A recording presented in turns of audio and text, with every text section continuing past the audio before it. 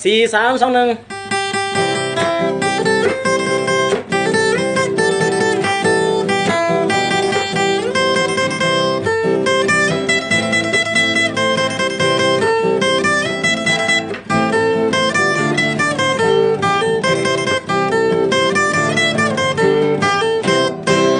มาเดินน้องเฮามาสลองน้ำกัน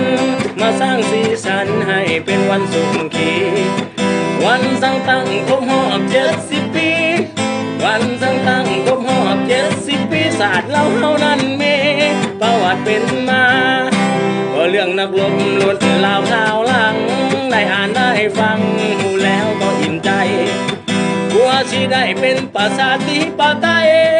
กลัวสิได้เป็นประชาธิปไตยศาสตร์เราเฮาจะเลือกไว้บ่มีวันลืมปัจจุบันกองทัพเฮายังเข้มแข็ง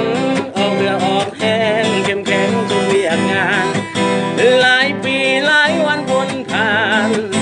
หลายปีหลายวันพ้นผ่านพวกเฮาลูกหลานบ่มีวันลืม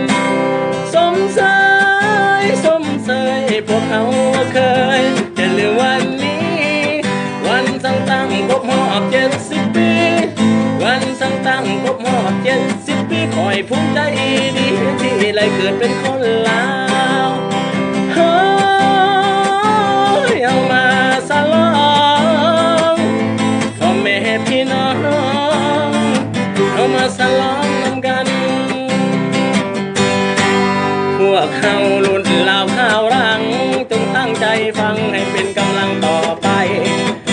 ให้เป็นหัวของศาสตร์อย่างสุขใจ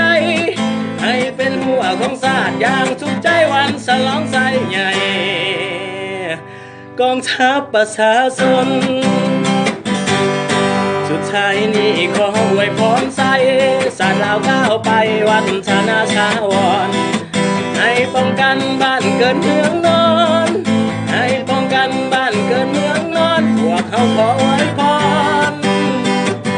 กองทัพจงเข้มแข็งพวกเขาขออวยพรกองทัพจงมั่นยืน